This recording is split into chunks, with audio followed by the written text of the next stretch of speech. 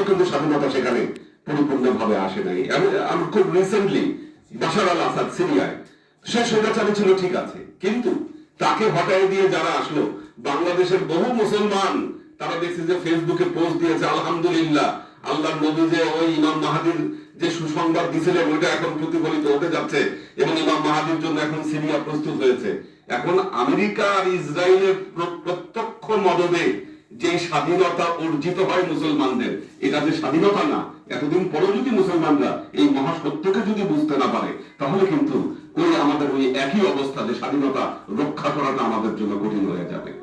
আমরা এক স্বৈরতন্ত্রের পতন ঘটিয়েছি, কিন্তু আসলেই এর পরে আমাদের ঘাড়ে আবার কোন সিন্দাবাদের ভূত আমাদের ঘাড়ে চেপে বসে কিনা, আমরা যদি এই বিষয়ে সতর্ক না হই, এই স্বাধীনতা এই বিজয় আমরা কোথায় রক্ষা করতে পারবো না।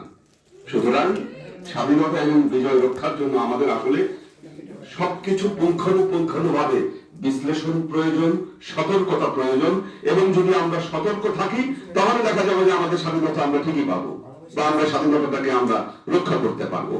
তো যাই হোক, আমি আর কথা বাড়াবো না, কারণ আমার আবার একটা বিয়ে করাতে হবে, অনেক মানুষের সেখানে মানে উপস্থিত আছেন, এরপর একটা শর্ট ফিল্ম দেখানো হবে।